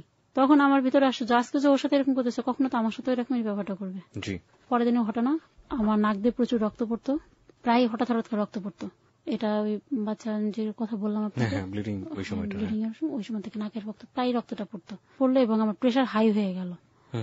প্রেশার এতটা হাই হয়েছে যে ও আমাকে তেঁতুল গোলাই খাওয়াইতেছে, পাশ থেকে লেবু চেয়ে নিয়ে খাওয়াইছে, খাওয়ানোর পরে আমার মাথায় পানি দিচ্ছে, তারপরে আমি কখন যে ঘুমাই গেছি আমি বুঝতে পারিনি। এই কাজল মেয়েটা? হ্যাঁ, এটা দুপুরের কথা। তারপর রান্না বান্না করে কাপড় চোপড় ধুয়ে নেড়ে দিয়ে ঘরটর মুছে সব পরিষ্কার করে আমার যে গয়নাগুলো ছিল, মানে যেগুলো গিফটের যেগুলো ছিল সব গয়না নিয়ে, ক্যাশ টাকা নিয়ে, আমার মোবাইল নিয়ে, কাপড় চোপড় নিয়ে চলে যায়, চুরি করে চলে যায়। হ্যাঁ, ও চলে যায়। ও চলে যাওয়ার সময় একটা চিঠি লিখে আমার বালিশের নিচে রেখে যায়। যাপু আমি গেলাম যে এগুলা মনে করো যে আমি যেই রাস্তা থেকে ফিরে আসছি সেই রাস্তা যেতে চাই না, আর তোমার সাথে আজও আমার সাথে কথা হবে কিনা আমি জানি না, তবে আমি সিমটা খুলে রেখে যাচ্ছি, কখনো দরকার হলে আমি তোমাকে ফোন দিব, তুমি নাম্বারটা অ্যাক্টিভ করো। আর ভাইয়ার নাম্বার আমার কাছে আছে, কিন্তু তোমার ভাইয়া কখনো তোমাকে সুখ দিবে না, উনি যে ব্যবহার করতেছে তোমাকে খোটা দিবেই। তো এভাবে করতে করতে 1 বছর পার হয়ে যায়। এর মাঝে অনেক কিছুই দেখি, আমি অনেক কিছুই সহ্য করি। ও আমার সাথে শারীরিক রিলেশন যদি কখনো করতে চাইতাম, যদি না করতে দিতাম তাহলে আমাকে সিগারেট খেয়ে হাতের মাঝে মাঝে ঠেসে ধরতো, আমার হাতের ভিতর কলম ঢোকে চাপ দিত, পড়তে বসতো। পড়াশোনা খুবই ছিল, খুব পড়তে হবে, তার বিশেষ করতেই হবে, বিশেষ নিতেই হবে। 28 তুমি বিশেষে ফার্স্ট দিবে, ওনা মানে কখনোই বাচ্চা চাইতো না। আমি কনসেপ্ট করলাম, করার পরে 2 মাস পরে ও আমাকে নিয়ে ওইখান থেকে টঙ্গী এক ক্লিনিক, ওখানে নিয়ে যে জি মোট কথায় যে কোনো এক পর্যায়ে আমাকে টর্চার তো করতোই। কিন্তু এর মাঝে বলি যে তারিফের সাথে আমার সম্পর্ক হয়েছিল, আমি তারিফের সাথে কখনো ফোনে কন্ট্যাক্ট করাটা বন্ধ করিনি। এটা আমার একটা হয়তো বা জানি আজকে আপনার কাছে তারিফের ফোন নাম্বারটা ছিল? আচ্ছা, মাঝে মাঝে আমি ফোন দিতাম, মানে এই ফয়সালের সাথে রিলেশন থাকা অবস্থায় আপনি মাঝে মাঝে তার সাথে কথা বলতেন? মাঝে মাঝে কথা হতো এই হিসেবে যে হ্যাঁ আমি এখন ভালো আছি। আমাকে বলতে তুমি কি ওই রাস্তা থেকে চলে আসছো, আমি সব জানাই, ও সব জানে যে আমি এখানে চলে আসি। ও পরে আমাকে জানে দেখো আমি তো ম্যারিড পারসন, যদি বিয়ে না করতাম তাহলে আমি তোমাকে অবশ্যই বিয়ে করতাম। আর তারপর আমার 2টা বাচ্চা। এক ধরনের ভালো সম্পর্ক, এক ধরনের আন্ডারস্ট্যান্ডিং আপনাদের দুজনের মধ্যে ছিল। আমার সাথে যখন ফার্স্ট ওর সম্পর্ক হয় তখন ওর ছোট বাচ্চা, তার বয়স থাকে মাত্র 3 মাস না 2 মাস, ছোট বাচ্চার বয়স। তো বলতেছে কি দেখো আমার যদি বাচ্চারা না থাকতো, আমার ওয়াইফ না থাকতাম, তাহলে তোমাকে অবশ্যই বিয়ে করতাম, তোমাকে আমার খুব ভালো লাগছে, আর আমি তোমার সবচেয়ে বড় কথা তোমার ব্যবহার আমার বেশি ভালো লাগছে। তোমাকে সবসময় এটা বলতে হবে, দেখো সংসার জীবনটা অনেক অন্যরকম, সংসার যতটাই খারাপ হোক না কেন, স্বামী খারাপ হলে তাকে ভালো বানানোর দায়িত্ব একমাত্র স্ত্রী, তোমার যতটুকু ক্ষমতা তুমি করো। ফয়সাল এভাবে করতে করতে এক পর্যায়ে তার 28তম বিশেষ হলো না এবং 29তম হলো না। ও এর ভেতরে ও আমার কাছ থেকে দূরে থাকতে চায়, বলে সংসার জীবনে থাকলে পড়ালেখা হয় না। আমি বলছি ঠিক আছে, তুমি যদি পড়াশোনা করতে চাও তাহলে আমার কোনো সমস্যা নেই, তুমি করো। ও পুরান ঢাকা আমাকে বাসা নিয়ে দিল, এবং পুরান ঢাকা আগেও একসাথেই ছিলাম, চাকরি হবে চলে গেল মানে কি ওখান থেকে ও বাড্ডা চলে আসলো। বাড্ডায় কোথায় থাকতো? নতুন বাড্ডাটা। ওখানে কি মেসে থেকে পড়াশোনা করতো নাকি? মেসে থাকতো। ও দেখি এক স্কুলে জব করতো।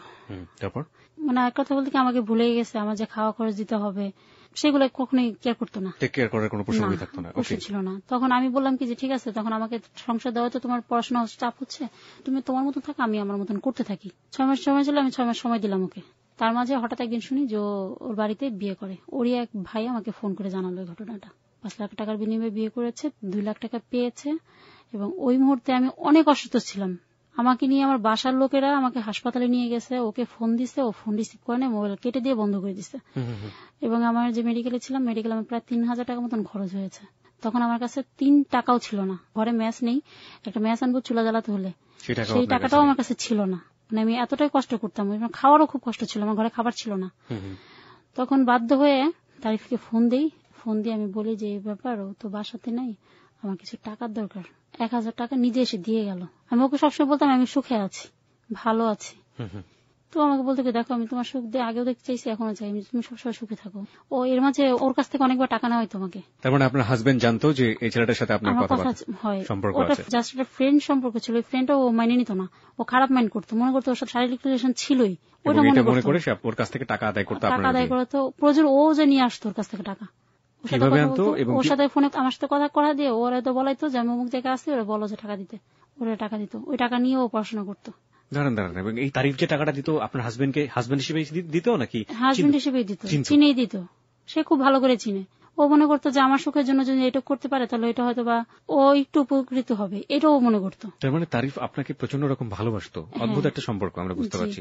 হয়তো বা শুরু হয়েছে খুব জঘন্য ভাবে, কিন্তু সেটার মধ্য দিয়েও আমরা ভালো কিছু দেখতে পাচ্ছি। ওকে, তারপরে ও আমার ভালো মন্দ সবকিছু এরকম মাঝে মাঝে দেখাশোনা করতো। টাকা শুধু 1-2 হাজার টাকাটা বড় কথা ছিল না, এমনও দিন গেছে যে আমাকে 10,000 টাকা বন্ধু দিয়েছে। কিন্তু ও কিন্তু খুব সিম্পল একটা চাকরি করে, আমি একটা ড্রাইভার। ওকে, তারপর তো একটা ড্রাইভারের বেতন কত সেটা আপনারা জানেন। তারপরে আমার সাথে ওর এক পর্যায়ে ব্রেকআপ হয়ে গেল। কিভাবে? ও যখন বাড়িতে বিয়ে করলো, ওর বাড়িতে যাওয়ার পরে ঘটনা সব জানাজানি হয়। পরে ওইখানে আমাকে মেরেই ফেলতে চাইল ওরা আমাকে ঘুমের ওষুধ খাওয়াইছে, কিন্তু আগে থেকেই তো জানেন আমি অনেক পরিমাণে ঘুমের ড্রাগ মানে ওষুধগুলো যেগুলা এগুলো আমাকে ওটা আমাকে কাজ করবে না। তবে আমার ঝিমঝিমের একটা ভাব ছিল, ওইভাবে আমি ওইখান থেকে রাতে বেলা পালাই যাই। ওখানকারই ওর এলাকার নওগাঁ সদর ওইখানকার থানার এসআইর সাথে কথা বলি সরাসরি, বলে ওইখানে একটা জিডি করে ব্যাক করি ঢাকায়। পরে জানতে পারি কোর্ট কেসে যে ও আমাকে বিয়েই করে নাই। ও যে বিয়েটা দেখাইছিল সে বিয়েটা মিথ্যা ছিল, যে ঠিকানা বলেছিল সেটা সম্পূর্ণ ভুয়া ছিল, কোনো বিয়েই ছিল না, সেটা জাস্ট একটা খাতাতে ফর্মালিটি, মানে এটা আমাকে দেখানো হয়েছে। প্রিয় শ্রোতা, আপনারা শুনছেন হ্যালো 8920 এবং আমরা মনীষার জীবনের গল্প এখানে প্রচার করছি। মানুষের জীবন কতটা ভয়াবহ, নির্মম এবং সমাজের ভেতরে বসবাসকারী কত নির্লজ্জ বেহায়া মানুষ আমাদের চারপাশে ঘুরে বেড়াচ্ছে, সেটার প্রমাণ হচ্ছে আজকের জীবনের গল্প। ওকে, তারপরে আমি তারিফকে জানালাম যে এই ঘটনা, মানে আমি সারা রাত কান্না করছি, 3-4 দিন ধরে খাচ্ছি না। আমার শারীরিক অবস্থা দেখে ও ফোনেই বুঝতে পারে যে আমি খুব অসুস্থ। বলছি তুমি কোথায় আছো, আমি তোমার সাথে দেখা করতে চাই। আমি বলছি না, আমি আজ আমার জীবনে আর কাউকে চাই না, আর আমি কারো দেখতেও চাইতেছি না। আপনি আর কোনো মানুষ বিশ্বাস করতে পারতেছি না। আমি কাকে বিশ্বাস করবো? যে মানুষকে আমি এতটা বিশ্বাস করলাম, যে আমাকে বিয়ের নামে কলেমা পড়ে যে বিয়েটা হলো সেটা কি ছিল। আমি 5 ওয়াক্ত নামাজ কালাম পড়ি, আমি আল্লাহকে বিশ্বাস করি। আমি যেহেতু মুসলমানের ঘরে জন্ম নিয়েছি, সবচেয়ে বড় কথা হলো সেও নামাজ পড়তো। আমি নামাজ পড়া মানুষকে কিভাবে বিশ্বাস করব? আমি যার সাথে জীবনে ফার্স্টে চলে আসছি সেও 5 ওয়াক্ত নামাজ কালাম পড়ার লোক ছিল, এও তাই। তাহলে এরা কি? আল্লাহ মাফ করুক, হয়তো আমার মতন বলে যে কেউ না বলে, আমি সবার কাছে অনুরোধ করবো এটাই। পরে ওরা জানালো ও সত্যি আমার সাথে দেখা করলো, কান্না করতেছি। ও আমাকে বললো যে দেখো যা হয়েছে সব ভুলে যাও, তুমি ডিভোর্স দাও। কারে ডিভোর্স দিব যে আমাকে বিয়েই করে নাই? তারপরেও ফর্মালিটি ভাবে যেহেতু তুমি জানো তোমাকে বিয়ে করছে, তো তুমি ওর নাম ঠিকানা অনুযায়ী একটা ডিভোর্স লেটার পাঠাও। তারপর আমি সত্যিও তাই করলাম। গত 1.5 বছর আগের কথা এটা। ও আমাকে একটা কথা হলো কি, এটা আমাকে নতুন জীবন দিল। আমাকে সবসময় এতটা ভালো জানতো, এতটা ভালোবাসা দিত। ওর ভালোবাসার কাছে সবকিছু হার মেনে যেত যেন। আমার না বলা কথাগুলো আমি মুখ থেকে কিছু বলতে চাইতাম না, আমি না খেয়ে থাকলেও বুঝে যেত। আমাকে না দেখেই কিন্তু ফোনে কথা বলতাম, ফোনেতেই বুঝে যেত। এবং ও ম্যারিড পার্সন ছিল, ওর 2টা বাচ্চা। ও বলতো কি যে শুধু এটা বলতো যে আমি এদের কি করব, এদের যেমন আমি এক চোখে দেখি তোমাকে আমি এক চোখে দেখি। আমার জীবনে ওরা যেমন একটা সবচেয়ে বড় অংশ, আমি তোমাকে সে জীবনের বড় একটা অংশ দেখতে চাই। তবে তোমার আমার সম্পর্কটা শুধু বৈধ করতে চাই। আরেকটা কথা বলি, এর মাঝে যেখানে যাই আমি যেখানে চাকরি করি সেই একটা মহিলা, তার হাজবেন্ডও আমার দিকে খারাপ দৃষ্টিতে তাকায়। আমি এক স্টুডেন্টের বাসায় পড়াতে যাই, সে ক্লাস 8-এর একটা স্টুডেন্ট। তার মা বাসায় নেই, সেই স্টুডেন্টকে দোকানে পাঠায় আমাকে বসাইছে চাপাতে আনতে, যে মা তুমি একটু চা পাতা নিয়ে আসো, তোমার ম্যাডামকে চা বানিয়ে দিতে হবে না। তো আমি বসে আছি, সেও পিছন থেকে এসে আমাকে গায়ে এমন ভাবে টাচ করছে, মানে খুবই করা। তো আমি তাকে একটা স্ল্যাপ করে আমি খালি পাই মানে বের হয়ে চলে আসছি। হঠাৎ মনে পড়ে আমি তো স্যান্ডেল রেখে চলে আসছি। এটা মনে করে আমি সিঁড়ি থেকে খুব দৌড়ে চলে আসি। একা একটা মেয়ে সমাজে চলা যে কতটা কঠিন আমি ধীরে ধীরে বুঝতে পারি। মোট কথা আমার জন্য মনে হলো যে পৃথিবীটা তো বেঁচে থাকা এটাই মানে একদম মিথ্যা।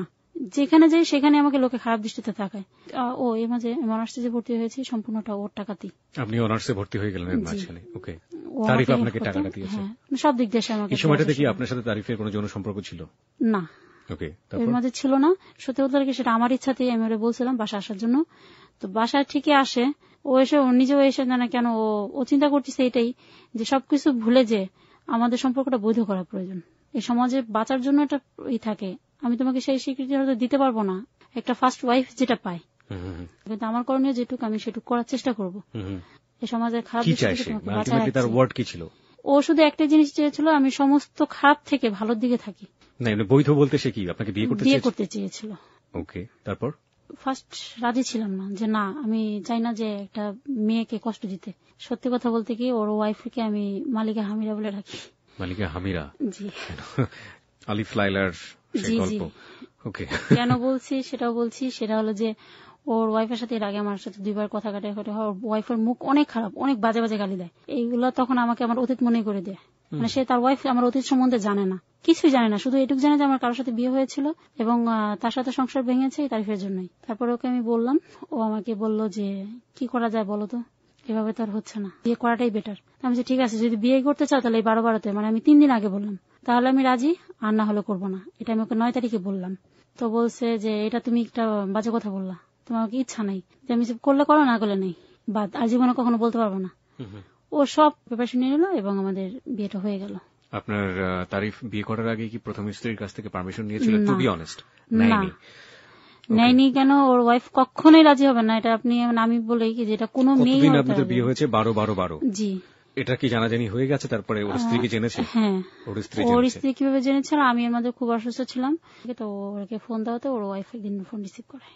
তারপরে কোনো না কোনো ভাবে তার স্ত্রী জানতে পারার পরে তার প্রতিক্রিয়া কি? তার প্রতিক্রিয়া ছিল কি, মানে দেখা করতে চাচ্ছিল। ও আবার একদিন আমার এখানে ছিল, থাকাতে ওর ওয়াইফ বলে যে তোমার সাথে আমি দেখা করতে চাই। আমি সত্যি কথা না, আর যদি বিয়ে না করে থাকো তাহলে আমি বিয়ে দিয়ে দেবো, কারণ একটা সম্পর্ক অবৈধ থাকার চেয়ে বৈধ থাকা ভালো। তারপর বললাম যে হ্যাঁ, বিয়ে হয়ে গেছে, আমি আপনার কাছে ক্ষমা চাচ্ছি, আমি আমার মতন থাকবো, ওর মতন থাকবে। ওর ওয়াইফ কি এটা মেনে নিয়েছিল ওই মুহূর্তে? ওই মুহূর্তে আমাকে খুব ভালোভাবে সে কথা বলে চলে যায়। চলে যাওয়ার পরে বাসায় যায় কান্নাকাটি করে। খুব স্বাভাবিক, কারণ কোন মেয়ে যাবে না তার স্বামীর ভাগ কাউকে দিতে। আমি জানি ওই পরিবারে এখন কি হচ্ছে, আমাকে শুধু বলেন যে তারিফ আপনার সাথে এখন কি ধরনের সম্পর্ক মেইনটেইন করে? তারিফের ওয়াইফের কাছেই থাকে এবং তার বাসার কাছেই তার অফিস, আর তার বাচ্চাদের নিয়ে সবসময় সে থাকে। সে প্রতিদিনই ঢাকায় আসে। ঢাকায় আসলে সে অবশ্যই আমার সাথে দেখা করবে। আর আমিও একটা জব করি। আমার সমস্ত। আপনি কি করেন এখন? জি, আমি একটি বুটিক্সের কোম্পানিতে চাকরি করি। কত টাকা বেতন পান আপনি ওখান থেকে? আমি এখন 7,000 টাকা স্যালারি পাচ্ছি ওখানে। আপনার ঘর ভাড়া সবকিছু দিয়ে চলে? এটা সচ্ছল জীবন চলে না? কি করতে হয় আপনাকে? মোট কথা আমি কিছু তারিফ দেয়, কিছুটা চলে, কোন রকম খেয়ে পড়ে বাঁচা। মোট কথা কি যে একটা স্বাভাবিক জীবনের জন্য যেটুকু প্রয়োজন হয়তো সেটা হচ্ছে না। আমি মনে করি যে আমি অন্যান্য জীবন থেকে এই জীবনটা আমি অনেক সুখে আছি। প্রিয় শ্রোতা, এই গল্পটা যখন মনীষা বলছিল তার অনেকবার চোখের জল চলে এসছে। সেই চোখের জল হাউমাউ হয়ে কান্নাকাটি হয়নি, সুতরাং আপনারা জানেন না সে কেঁদেছে কি কাঁদেনি। আমি বহুবার তার চোখের দিকে তাকিয়েছিলাম।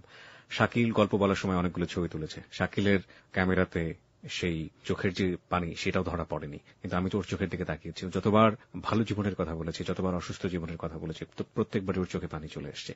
আমি একটু শেষের দিকে আপনার কাছ থেকে জানতে চাই, আপনার মা এখন কোথায় থাকে? আপনার সঙ্গে থাকেন নাকি? জি, আমার সাথেই থাকেন। আপনার মা জেনেছে সবকিছু? ওই যে হোটেলে থাকা বা ওই ঘটনাগুলো আমার মাকে বলিনি, কারণ আমার মা 2 বার স্ট্রোক করেছে। আর এখন যদি 3rd বার আমি মাকে বলি, হয়তো বা আমার মার কোন একটা অ্যাক্সিডেন্ট হয়েও যেতে পারে। কি করেন উনি? উনি ঘরে বসে কাজ করেন? ঘরে যাবতীয় কাজগুলো আমার আম্মাই নিজেই করে। আপনার এই যে জীবন, এই জীবনে থেকে আপনি আপনার ভবিষ্যৎ নিয়ে কি স্বপ্ন দেখেন? আপনি তো 5 ওয়াক্ত নামাজ পড়েন, আপনি হিজাব করেন, আপনার কোনো সন্তান হয়নি এখন পর্যন্ত? না, ভবিষ্যৎ সম্পর্কে এটাই যে আমি জানি যে আমার মতন মেয়ে হয়তো খুব ভালো একটা কিছু করতে পারবে কিনা জানি না, তবে আমি চেষ্টা করব সেই পর্যন্ত, যে পর্যন্ত আমি যুদ্ধ করে আসছি। আমি আগামীতেও চাইবো যে আমি যেন আর 5টা মেয়ের মতন একটা সুস্থ স্বাভাবিক জীবনযাপন করতে পারি। আমার বেশি টাকা প্রয়োজন নেই, আমি অনেক চাচ্ছি না। সত্যি কথা বলতে কি, আমার খুব দামি 3 পিসও নেই। কেন নেই? আমি একটা দামি 3 পিস কিনি না। যেহেতু আমি 2000-3000 থেকে একটা 3 পিস কিনবো, সেই টাকা দিয়ে আমার 2টা 3 পিস 3টা 3 পিস হয়ে যাবে। আপনি এখন অনার্স কোন ইয়ারে পড়ছেন? 2nd ইয়ারে। কোন সাবজেক্টে পড়ছেন? রাষ্ট্রবিজ্ঞানে। কোথায় পড়ছেন সেটা আমি জিজ্ঞেস করবো না। আপনি যে চাকরিটা করেন, জি, আপনার সচ্ছল জীবনযাপনের জন্য কত টাকা বেতনে চাকরি হলে আপনার জীবনটা মোটামুটি সচ্ছলভাবে চলতে পারে? মানে যে অভাবটা আমি বুঝি, সব অভাব দিয়ে দেখা যাচ্ছে আমার 12-14 হাজার টাকা আমার জন্য অনেক বেটার। 12-14 হাজার টাকা। প্রিয় শ্রোতা, জীবন কতটা কঠিন হতে পারে সেটা আপনারা দেখেছেন। এই কঠিন জীবনে টোল খাওয়া একজন মানুষ, তার আকাঙ্ক্ষা কতটা ছোট হতে পারে সেটাও আপনারা দেখেছেন। বাকি সিদ্ধান্ত নেওয়ার দায়িত্ব আপনাদের। আমরা গল্পের শেষে আপনার কাছে মোটেও আবেদন জানাবো না যে ওর জন্য একটা চাকরির ব্যবস্থা করুন বা একটা কিছু করুন। যিনি করবেন তার মানবিকতার জায়গা থেকে এটা না বললেও করবেন, বললেও করবেন। সুতরাং কোনো আবেদন নেই, কারণ এই গল্পে যেরকম সাজেশন দেওয়া হয় না, কোনো পরামর্শ দেওয়া হয় না, সুতরাং একইভাবে এই গল্পে কোনো হাত পাতাও হয় না কারো কাছে যে ভাই প্লিজ হেল্প হিম, নো। এবং সেই জায়গাটা থেকে আপনাদের প্রতি যথেষ্ট শ্রদ্ধা রয়েছে আমাদের। আমি এই গল্পের এই পর্যায়ে আপনার কাছে জিজ্ঞেস করতে চাই, লাখো শ্রোতা আপনাকে দেখতে চেয়েছে, সেক্ষেত্রে আপনার অভিমত কি? আমরা যদি আপনার ফেসবুকে ছবি দিতে চাই, আপনার কোনো আপত্তি আছে বা কোনো পরামর্শ আছে? এক কথা বলি কি, আমি এখন যেখানে চাকরি করি সেখানে অনেকে আমাকে চিনেন, হয়তো তারা আমার অতীত সম্বন্ধে জানেন না। আমিও জানি যে এই লাখো শ্রোতারা সবাই জানেন, তো অনেকেই চিনতে পারেন, অনেকেই আবার চিনবেনও না। একটা অচেনা মানুষ আমি সবার কাছে। আমি ছবি দিতে চাইছিলাম না, বাট আমি শুধু আমার হাজবেন্ডের সাথে একটা ছবি দিব, যেটা আমার মোবাইলে আছে, সেটাই আমি দিতে চাই। আমি অন্য কোনো ছবি স্টুডিওতে দিতে চাচ্ছি না। আপনার হাজবেন্ড কি এতে পারমিশন দিবে? যে আমার হাজবেন্ডের সাথে কথা বলেছিলাম, সে আমাকে শুধু এটাই বলছিল যে তোমার ছবি দেওয়ারই দরকার নেই, শুধু আমার যদি ছবি দিতে চাও তাহলে দিতে পারো, আমার কোনো আপত্তি নেই। আমরা হ্যালো 920 থেকে সিদ্ধান্ত নিচ্ছি যে শ্রোতা আছেন তারা অনেক বুদ্ধিমান এবং তারা অনেক বোঝেন, সেই জায়গাটা থেকে আমরা আপনাকে একটা হেল্প করতে চাই। আমরা আপনার কোনো ছবি আমরা ফেসবুকে দিব না এবং আমরা এটা আপনার প্রতি রেসপেক্ট রেখে করতে চাই। আশা করি আমাদের শ্রোতা যারা আছেন তারাও ওই রেসপেক্টটুকু আমাদের এই আজকের যে সম্মানিত অতিথি তার প্রতি তার থাকবে। উনি কিন্তু চেয়েছিলেন, কিন্তু আমরাই তার ছবিটা দেখতে চাইনি, কারণ আমরা বিশ্বাস করি সমাজে এখনো পরিপূর্ণরূপে কানায় কানায় ভালো মানুষদের ভরে যায়নি। আমরা এরকম গল্প পেয়েছি এখানে গল্প প্রচার করার পরে, সে সৎ মনে গল্পটা ভুলে গেছে, কিন্তু তার অফিসের লোকরা তাকে নিয়ে টিটকিটি করেছে। আমরা বিশ্বাস করি সমাজ একসময় বদলে যাবে, কারণ সবকিছুই বদলে যাচ্ছে। আমরা বিশ্বাস করি সোনার দেশে সোনার মানুষ হবে, কিন্তু সেটার জন্য আমাদের অনেক দূর পথ হাঁটতে হবে। সেই পথ হাঁটছে হ্যালো 920, সেখান থেকে আমরা কোনো ভুল করতে চাই না। আপনাকে অনেক অনেক ধন্যবাদ জানাতে চাই আজকের এই অনুষ্ঠানে আসার জন্য। শেষ পর্যায়ে যদি আপনার কিছু বলার থাকে আমাদের লিসনারদেরকে। আমি সবাইকে এটাই বলতে চাই যে ভালোবাসা হয়েছে আল্লাহর দান, এটা পবিত্র সম্পর্ক ভালোবাসার মাধ্যমে সৃষ্টি হয়। ছোট বড় সবার মাঝে ভালোবাসা থাকে, বিশ্বাসের উপরে সবকিছু। তো আমি আশা করব যে যে ভাই এবং বোনেরা এবিসি রেডিওর কথাগুলো শুনছেন, আমার জীবনের গল্প, তো আমার জীবন থেকে যেতটুকু বোঝা উচিত বুঝে নিয়ে সবাই যার যার জীবনটা সেভাবে যদি পরিপূর্ণভাবে গুছানোর চেষ্টা করে, তাহলে কারো জীবন হয়তো আমার মতন হবে না, কারো জীবনে কাজলের মতন হবে না, বা আজকে নজরুল, ফাইসাল অথবা আমার তারিফকে পর্যন্ত আমি এখানে আনতাম না। আমিও চাই যে আমি খুব সুন্দর একটা স্বাভাবিক জীবনযাপন। আপনার ইচ্ছা হয় না যে আপনার একটা ফুটফুটে বাচ্চা থাকুক? জি, সেটা একটা মেয়ে হিসেবে আমি মনে করি যে এটা প্রত্যেকটা মেয়েই তার বিয়ের এমন একটা পর্যায়ে এসে দাঁড়ায় যখন মনে করে যে তার একটা সন্তানের প্রয়োজন।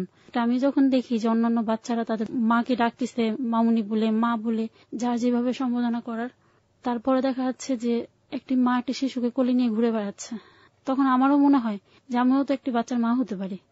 কেন জানি এই সমাজের কাছে এখনো পর্যন্ত যে আমি বিবাহিত, আমার স্বামী আছে, এই কথাটা বলতে পারি না এটার জন্য যে আমার হাজবেন্ডের জন্য। ও আমার ফ্যামিলি থেকে শুধু আমার মা জানে যে আমি কোন এক ছেলেকে বিয়ে করছি, সেটা ভালো চাকরি করে, বাট সে যে একটা গাড়ির ড্রাইভার, আর আমার এত কিছু অতীত জেনে শুনে যে সে আমাকে বিয়ে করছে, এটা আমি আমার মাকে বলতে পারি না এই কষ্টে যে আমার মা সারা জীবন কষ্ট করে আসছে। আমার বাবা যে কষ্টটা আমার মাকে দিয়ে গেছে, যে বৃদ্ধ বয়সে অল্প বয়সে একটা মেয়েকে বিয়ে করে যে কষ্টটা সে যে ভোগ করছে, আমি ওই একই কষ্ট, মানে হয়তো আমার মার ক্যাটাগরি ছিল, আমার ক্যাটাগরিটা অন্যরকম।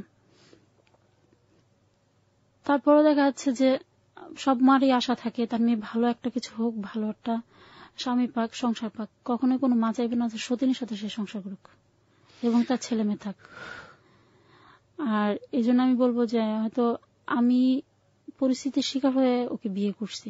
বিয়ে করার উদ্দেশ্যই একটা, যে সমুদ্রের মধ্যেও যদি একটা খড়কুটো থাকলে মানুষ যেভাবে খড়কুটো জড়িয়ে ধরে, আপনি সেভাবে খড়কুটো ধরিয়ে ধরে পাচ্ছেন। সেভাবে ধরে আমি এটাকে ভালো মন্দ কোনো দৃষ্টিকোণ থেকেই আনতে চাই না। প্রিয় শ্রোতা, আমরা এখন তারিফের সাথে কথা বলবো।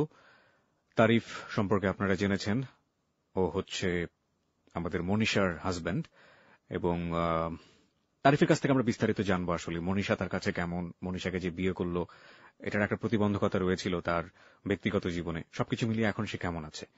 আর তারিফের সাথে সরাসরি যোগাযোগ করছে শাকিল। আমরা চলে যাচ্ছি শাকিলের কাছে। শাকিল। তারিফ সাহেব বলছেন? জি, আমার নাম হচ্ছে শাকিল। আমি এবিসি রেডিও FM 89.2 এর হ্যালো 8920 অনুষ্ঠান, সেখান থেকে বলছি। মনীষা আপনার ওয়াইফ, উনি আমাদের এখানে এসে ওনার জীবনের সব কথা আমাদেরকে বলেছে। তো আমি একটু জানতে চাচ্ছি যে সবকিছু জানবার পরও আপনি মনীষাকে গ্রহণ করলেন। প্রথম ওর সাথে আমার যখন পরিচয়, এখান থেকেই আমি ওর মুখে কিছু শুনছি কথা, মানে অতীতের কিছু ঘটনা বলছিল আমাকে। আমার নাম্বার ওকে দিয়ে আসছিলাম এবং সেই নাম্বার থেকে আস্তে আস্তে তো যোগাযোগ করতো। আস্তে আস্তে এক পর্যায়ে আমাদের সম্পর্ক আরো গভীর হয়ে গেল। ভালোবাসা শুধু ভালোবাসাই বোঝে। জি, আপনার প্রথম ওয়াইফ আছে এবং এই প্রথম ওয়াইফ থাকা সত্ত্বেও আপনি তাকে গ্রহণ করেছেন। এই ক্ষেত্রে আপনার পারিবারিক এবং সাংসারিক কোনো সমস্যা হচ্ছে কিনা? পারিবারিক সমস্যা এটা তো স্বাভাবিক, প্রথম অবস্থায় একটু হবেই। মাস খানেক পরে আর কি এটা জানতে পারছি, তো জানার পরে একটু সমস্যা হয়েছে। এখন এটা আস্তে আস্তে সমস্যা কম আর কি। প্রথম ওয়াইফ যিনি, উনি কি ব্যাপারটা মানতে পেরেছেন, কিংবা আপনার আগের সন্তানেরা এই ব্যাপারগুলোকে আসলে কিভাবে নিচ্ছেন? শুধু আগের সন্তান তো ছোট, আর ওয়াইফ তো এত সহজে মানিয়ে নেওয়ার মতো ব্যাপার না। সেই জন্য মানে আমার ওটাও তো লাভি ছিল, এই জন্যই এখন একটু মানার দিকে আর কি। দুটো ওয়াইফের ভরণ পোষণ কিভাবে করতে পারছেন? আসলে আমি ছোট একটা চাকরি করি, আমি যতটুকু পারতেছি হয়তো পুরাটা মেটাতে পারতেছি না। ছোটখাটো একটা জব করতেছে, তো এর মতো চলতেছে। আমি যতটুকু পারতেছি তাকে হেল্প করতেছি আর কি। মনীষা আপনাকে কতটা ভালোবাসে, কিংবা আপনি মনীষাকে আসলে কতটা ভালোবাসেন? কতটা ভালোবাসে সেটা তো দেখানো যাবে না বা বোঝানো যাবে না, মানে অনুভব করে হয়তো বুঝলে পরে সে বোঝা যায় অনেকটাই। আমিও যদি তার সাথে একদিন কথা না বলি আমারও খুব খারাপ লাগে। হয়তো সবসময় পাশে থাকা হয় না, কারণ আমি থাকি এক জায়গাতে, ওই থেকে এক জায়গাতে, আমার আরেক ফ্যামিলি ওই থেকে আরেক জায়গাতে। আচ্ছা, ভবিষ্যতে মনীষাকে নিয়ে আপনার আসলে চিন্তা কি? আমাদের এখন যে সমস্যাগুলো আছে সে সমস্যা ভবিষ্যতে থাকবে না। পড়াশোনা করতে তোর ব্যবস্থা হয়তো করতে, হয়তো চাকরি পেলে আরো হয়তো সুবিধা হবে, তখন সমস্যা থাকবে না। তখন ও তো নিজে প্রতিষ্ঠিত হতে পারলে ভালো কিছু আশা। এই অনুষ্ঠানে আপনার কথা আমাদের লাখো শ্রোতা বন্ধু শুনছে, এবং এই যে মনীষার গল্প সবাই শুনলো, আপনি আমাদের শ্রোতাদেরকে এবং হ্যালো 892 অনুষ্ঠানে যারা শুনছেন এই মুহূর্তে আপনাকে, তাদেরকে কিছু বলতে চান কিনা? আমার খুব ভালোবাসা রইলো, শ্রদ্ধা রইলো, তারা যেন এগুলা শুনে চিন্তা ভাবনা করে দেখে যে আমি কি ঠিক করছি নাকি বেঠিক করছি। বিশেষ করে ওর দুঃসময়গুলো তো পাশে থাকাতেই মানে ও হয়তো আরো বেশি ভাবে আপন করে নিচ্ছে আমাকে। আস্তে আস্তে এরকম পর্যায়ে চলে আসছে যা এটা আমাদের এখন সম্পর্ক আরো গভীর হয়ে গেছে বা বন্ধন হয়ে গেছে। এটা তারার মতো না। আপনি ভালো থাকবেন ইনশাআল্লাহ। আপনার জন্য শুভকামনা। ধন্যবাদ শাকিল। প্রিয় শ্রোতা, মনীষা ভালো আছে, অন্তত সেই জঘন্যতম জীবন থেকে অনেক ভালো আছে। ও বাইরে ঘুরতে পারে, ও খোলা আকাশের নিচে নিঃশ্বাস নিতে পারে। সেই নিঃশ্বাসটুকু কতটা বৈধ এবং অবৈধ সে প্রশ্ন তোলার আগে আমরা তারিফকে ধন্যবাদ দিব নাকি ধন্যবাদ দিব না, সে প্রশ্নটা তোলার আগে আমরা অন্তত মনীষার দিকে তাকাতে চাই। মনীষা যে জঘন্য জীবন থেকে একটু হলেও বের হয়ে আসতে পেরেছে, সেই জন্য আমরা উপরওয়ালা সৃষ্টিকর্তার কাছে শুকর গুজার করতে চাই। যদি আইনের দৃষ্টিকোণ থেকে আমরা তারিফকে প্রশ্নবিদ্ধ করি, তারিফ যে কাজটি করেছে সে কাজটি গর্হিত অন্যায়। যদি মানবিকতার দৃষ্টিকোণ থেকে আমরা তারিফকে প্রশ্ন করতে চাই, তাহলে তারিফ অন্তত মনীষার প্রেক্ষাপটে প্রশংসা পাওয়ার যোগ্য। এবং এজন্যই হয়তোবা বলা হয়, আইন বলেন, নিয়ম বলেন, কানুন বলেন, সবকিছুই কখনোই জীবনকে পরিপূর্ণরূপে ধরতে পারে না। আমরা হ্যালো 892 মনীষার গল্প এখানে শেষ করছি, প্রার্থনা করে যে আরেকটা মনীষা যেন এই সমাজে জন্ম না হয়, আরেকটা মনীষাকে যেন সমাজ জন্ম দিতে না পারে। আপনারা যদি হ্যালো 892 তে আসতে চান, দুটো পদ্ধতি আছে, আপনারা নিশ্চয়ই জানেন। 91156668, আমি আবারও বলছি 91156668। ফোন করুন। ফোন করার পর আপনার গল্প বলতে চাইলে আপনার সেল নাম্বারটি ধীরে ধীরে বলে আপনি বলবেন, খুব সংক্ষিপ্ত করে আপনার কথা, তারপর বলবেন আপনার সঙ্গে যোগাযোগ করতে। আর আরেকটি পদ্ধতি হচ্ছে ফেসবুক। আমাদের ফেসবুকের ঠিকানা facebook.com/hello8920। আমি আবারও বলছি www.facebook.com/hello8920, HELLO8920। ওখানে যাওয়ার পরে লাইক দেবেন। লাইক দেবার সঙ্গে সঙ্গে আপনি হ্যালো 892 মেম্বার হয়ে যাবেন। একটু পরে আবারও ফিরছি।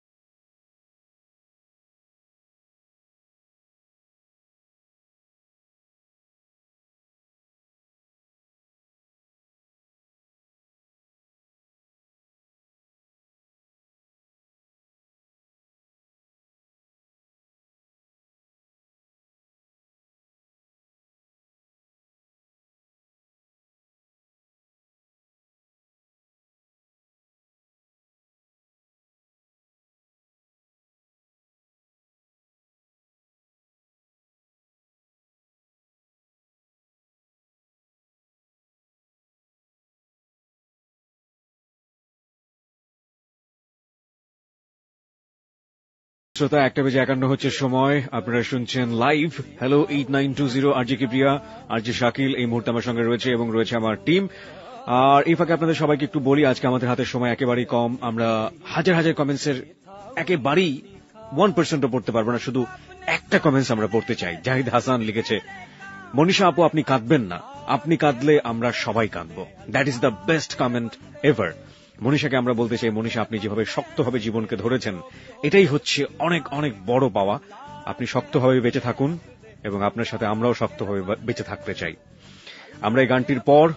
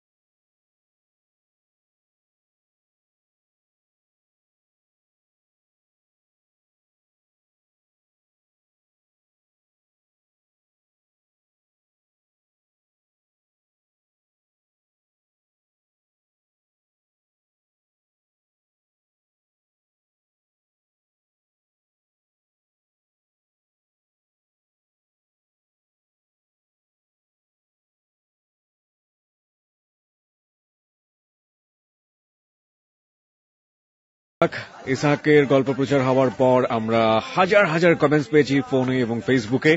সবাইকে আন্তরিকভাবে ধন্যবাদ জানাতে চাই আপনাদের প্রিয় অনুষ্ঠান হ্যালো 8920 কে এতটা ভালোবাসার জন্য। ইসহাককে নিয়ে কে কি বলেছেন তার চুম্বক অংশ আমরা শুনবো, শুনে অনুষ্ঠানটা শেষ করব। আমাদের সাথে থাকবেন আশা করছি।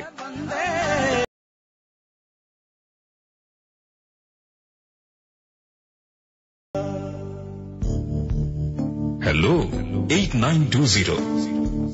আমার নাম আরিফ, বলতেছি কক্সবাজার থেকে। আমার নাম্বার ইসাকের যে কাহিনীটা শুনলাম, এরকম চক্র বাংলাদেশও আছে এবং বাইরেও আছে, যাতে কারো এরকম না হোক এবং ইসাক ভাইয়ের যাতে পরবর্তী দিন যাতে স্বপ্ন মানে কি থাকে আর কি।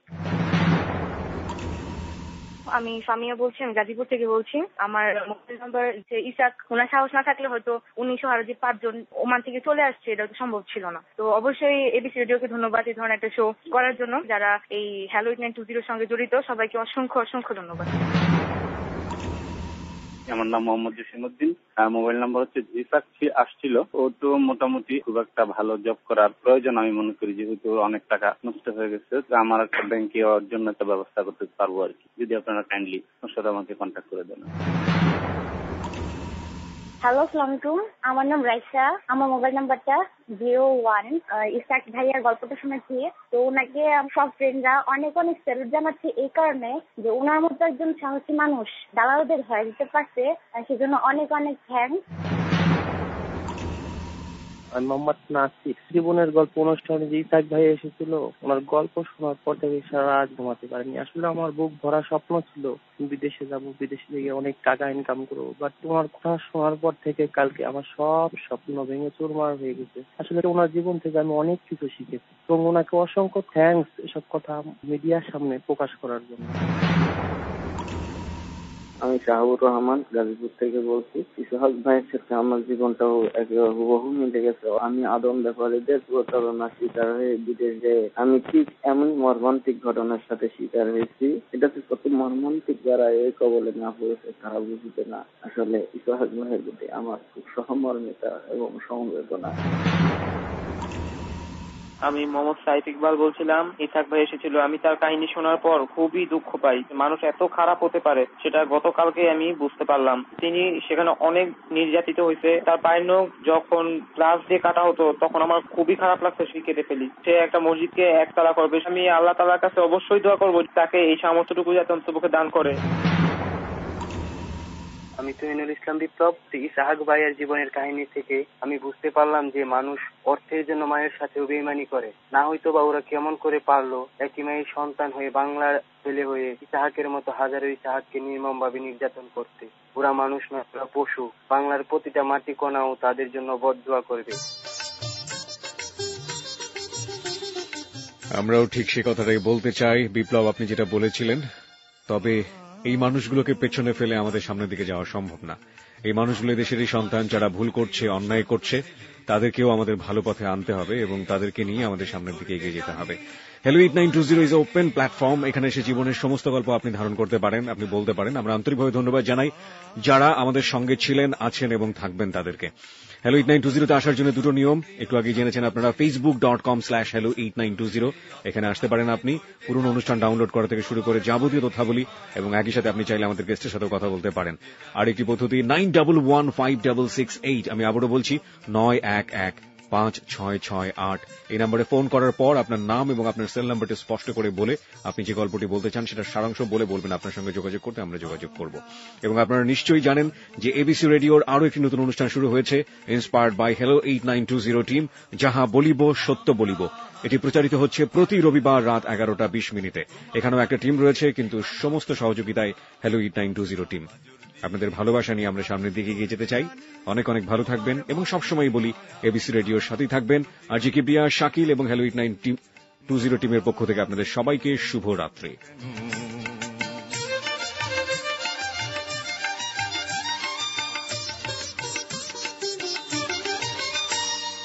আমরা পরাজয় মানব না, দুর্বলতায় বাঁচতে শুধু জানব না। আমরা পরাজয় মানব না, দুর্বলতায় বাঁচতে শুধু জানব না। আমরা